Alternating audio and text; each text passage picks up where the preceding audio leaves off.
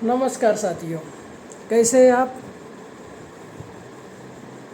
आशा करता हूँ स्वस्थ होंगे, सुरक्षित होंगे और अपने माता पिताओं की, बहनों की और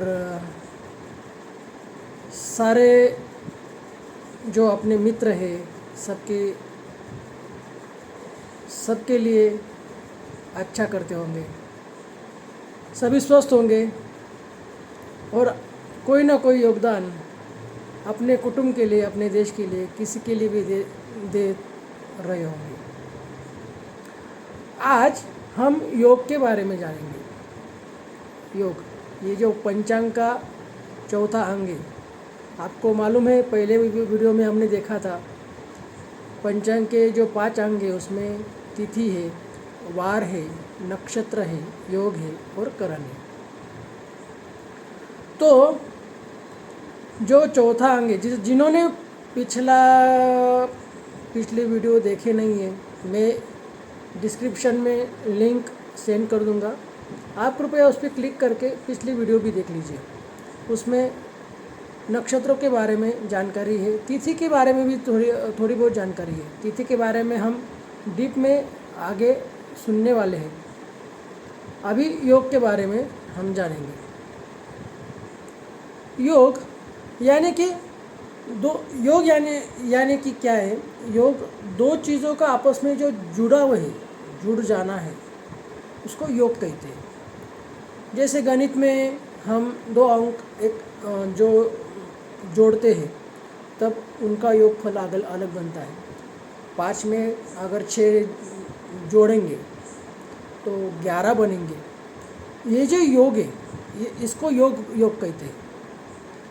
और वैसे ही ज्योतिष में भी योग दो या दो से अधिक चीज़ों को जोड़ने से योग का निर्माण होता है। यूज धातु से ये योग जो शब्द है वो बना है। यूज यानी कि जोड़ना। यज्ञ ये भी यूज धातु से ही बना है, उसका अर्थ भी जोड़ना है। आदमी को आदमी से जोड़ने का काम यज्ञ करता है।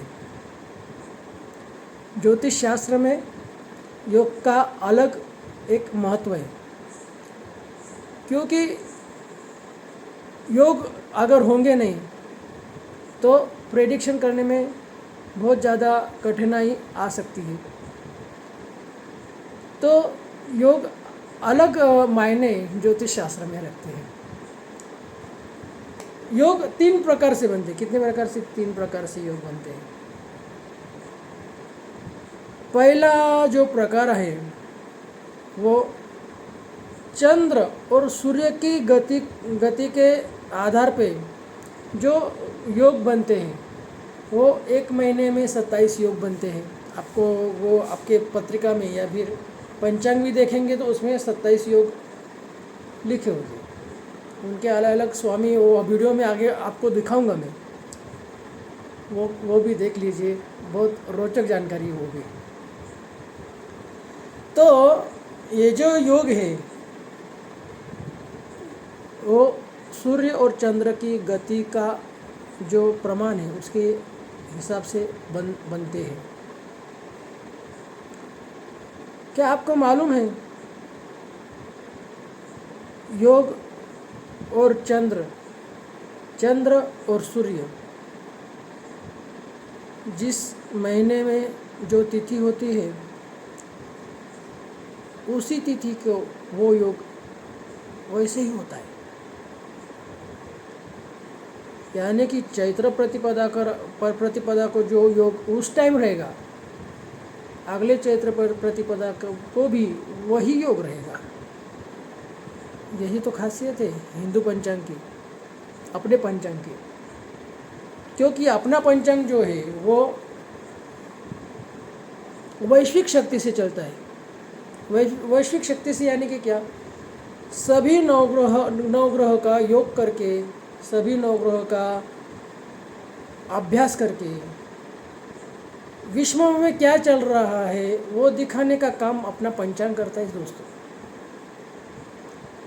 बहुत अच्छा है। और इस विश्व में भी सबसे ज़्यादा शास्त्रीय कालगणना जो है वो अपनी पंचांग की है। समझिए, हम पाश्चात्य कालगणना जो लेते हैं वो भी हमारे पंचांग में ही है। मालूम है? मालूम नहीं होगा, लेकिन हमारे यहाँ सायन पद्धति और निर्यन पद्धति है।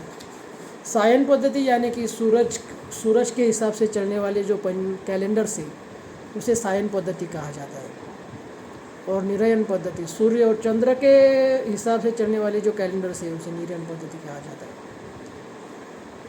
और सायन पद्धति जो पाश्चात्य लोग हैं उन्होंने अपनाई, और हमारे यहाँ हम सायन और निरयन दोनों का संयोग करके ये सब करते हैं। थोड़ा विषय में बदल हुआ, लेकिन वो भी जानकारी आपके लिए महत्वपूर्ण थी, इसके लिए इस वीडियो में वो बताना ज़रूरी था। आगे योग के बारे में जानेंगे।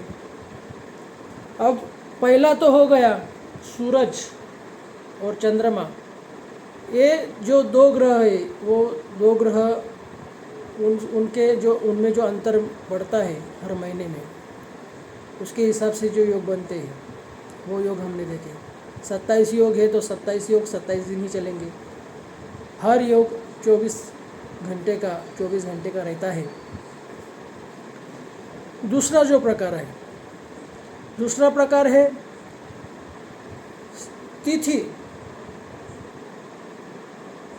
तिथि और वार। ये जो आपस में जुड़ जाते हैं तो दूसरे प्रकार के योग होते हैं, जैसे मृत्यु योग हो गया, दग्ध योग हो गया, यमघंट योग हो गया, अमृत सिद्धि योग हो गया, अमृत योग हो गया। ये तिथि और वार के मिलन से होता है। कुछ ऐसे योग है अमृत सिद्धि योग जो नक्षत्र और वार के हिसाब से होते हैं। उसमें शुभ अशुभ दोनों हैं, जैसे कि गुरु पुष्यामृत योग है। गुरुवार के दिन पुष्य नक्षत्र आया तो गुरु पुष्यामृत, रवि के दिन पुष्य नक्षत्र आया तो रवि पुष्यामृत योग। यह अमृत सिद्धि योग साल में 1-2 बार हमारे सिस्टम में पंचांग के आते हैं। ये जो योग है वो नक्षत्र तिथि और नक्षत्र तिथि और वार और नक्षत्र, वार और तिथि, इनके संयोग से बनते हैं। योग संयोग का ही नाम है। जब दो चीज़ें आपस में जुड़ जाती है उसे क्या कहते हैं? संयोग कहते हैं। स यानी कि जुड़ जाना, और योग का अर्थ स यानी कि यानी कि साथ में जुड़ जाना, इसे योग कहते हैं। और तीसरा प्रकार है ग्रह योग। ग्रह योग जो है वो अनेक प्रकार के रहते हैं, अनेक प्रकार से होते हैं।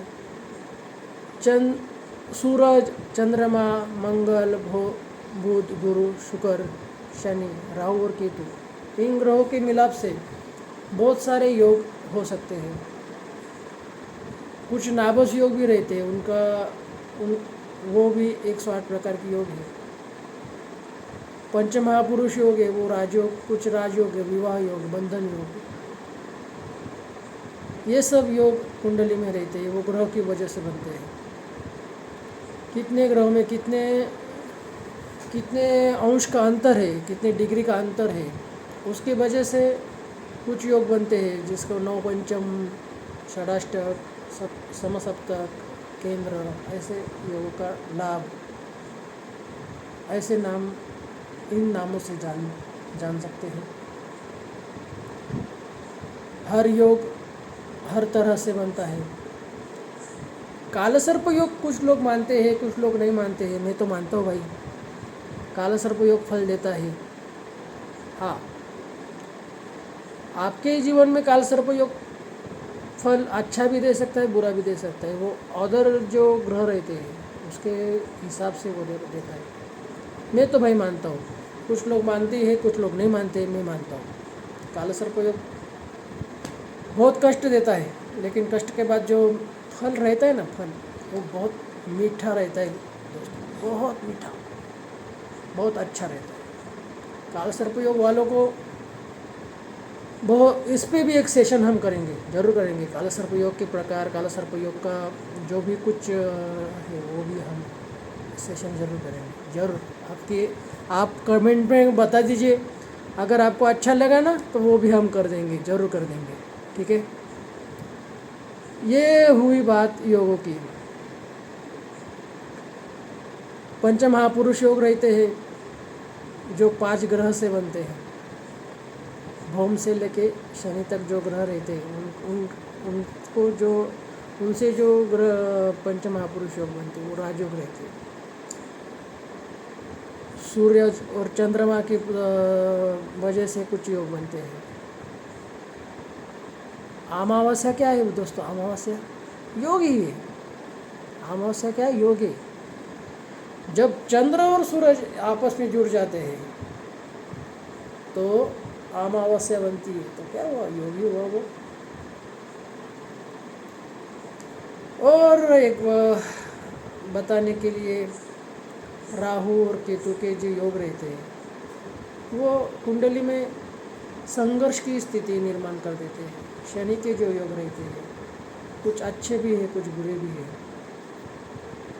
वो किसी और सेशन में हम ज़रूर उसके बारे में डिस्कस करेंगे। आगे हम जो हमारे मुख्य कुछ योग हैं उसके स्वामी कौन है, क्या है, ये इसी सेशन में हम डिस्कस करने वाले हैं। तो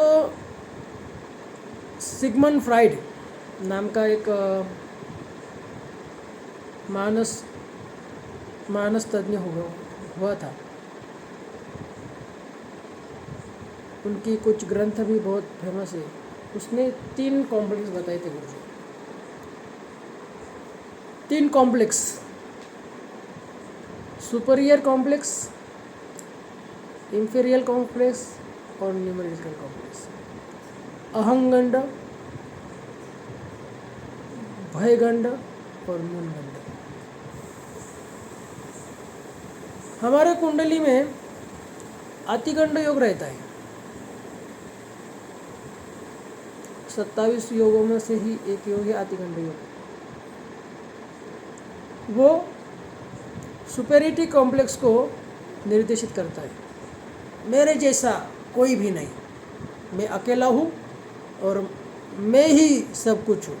ये जो वृत्ति है, इस वृत्ति को सुपेरिटी कॉम्प्लेक्स कहते हैं। और ये कॉम्प्लेक्स जिंदगी में अच्छा नहीं समझा जाता। और एक बात, इंफीरियरिटी कॉम्प्लेक्स,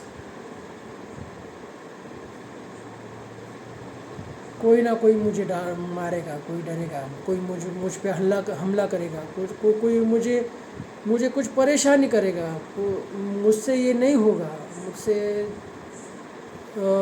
ये जो भय है मन में, उसको इंफीरियरिटी कॉम्प्लेक्स कहते हैं। जो गंड योग है, कुंडली में गंड योग उसको निर्देशित करता है। और न्यूमेरिटी कॉम्प्लेक्स, हमारे में कुछ ना कुछ कमतरता है। वो बहुत अच्छा है और हमारे से क्यों है? हमारे यहाँ हम इतना कष्ट भी करते हैं, हमको मिलता है कुछ नहीं। हम प्रयत्न भी करते हैं, हमको कुछ मिलता है। ये जो न्यूमेरिटी कॉम्प्लेक्स है, न्यूमेरिटी यानी कि क्या, न्यूनगंड, हमारे में कुछ ना कुछ कमी, ये हमको हमारे मन में चलते रहना, ये कॉम्प्लेक्स जो बनता है वो वैधृति योग से ज़्यादा बनता है। और भी कुछ योग है, वो जैसे विष्कम्भ योग है, हर्षण योग है, वज्र योग है, ध्रुव योग है।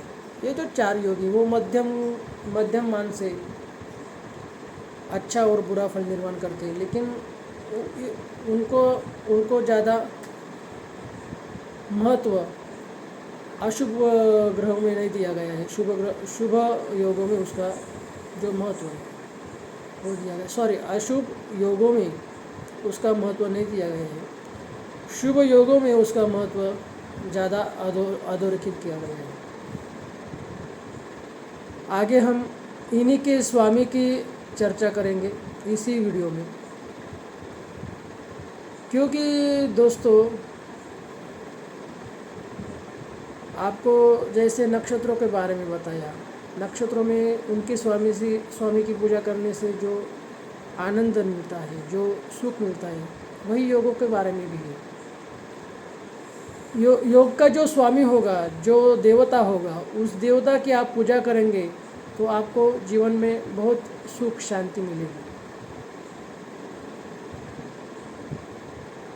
और एक बात, योग बहुत बहुत बहुत अच्छे भी होते हैं, बुरे भी होते हैं। चलो आगे देखते हैं हम कि कौन कौन से योग दृश्यमान रीति से आपकी कुंडली में दिखते हैं। वो आपकी कुंडली में हम लिखते हैं, वो जो योग है वो योग आपको अगले वीडियो के भाग में दिखा रहे हैं, आप देखिए। तो दोस्तों इसमें हम पढ़ सकते हैं कि कौन से योग का कौन सी देवता उस योग का प्रतिनिधित्व करती है। जैसे कि विष्कंभ का यम है, वैद्युति का दिति है, शुक्ल का पार्वती है, सिद्धि योग का गणेश देवता है। उस देवता की पूजा करें और खुश रहे। तो देख लिया साथियों, ये जो योग है उनके स्वामी हैं, उनकी पूजा प्रार्थना आप करते रहिए, आपके जीवन में खुशहाली ही खुशहाली रहेगी। आगे आपके जीवन में बहुत सारा धन अर्जित होगा, पुत्र पौत्रादि सुख प्राप्त होगा, विवाह वगैरह जो सुख है वो सुख प्राप्त होगा, और ब्रेकअप नहीं होगा। हाँ, वही ब्रेकअप दोस्तों नहीं होगा, क्योंकि योग जोड़ने का नाम है, योग तोड़ता नहीं। आपने यहाँ तक हमें सुना, आप सभी का धन्यवाद। आशा करता हूँ आपके फैमिली के साथ सुखी होगे, सुदृढ़ होगे, स्वस्थ होगे और सुरक्षित होगे। धन्यवाद।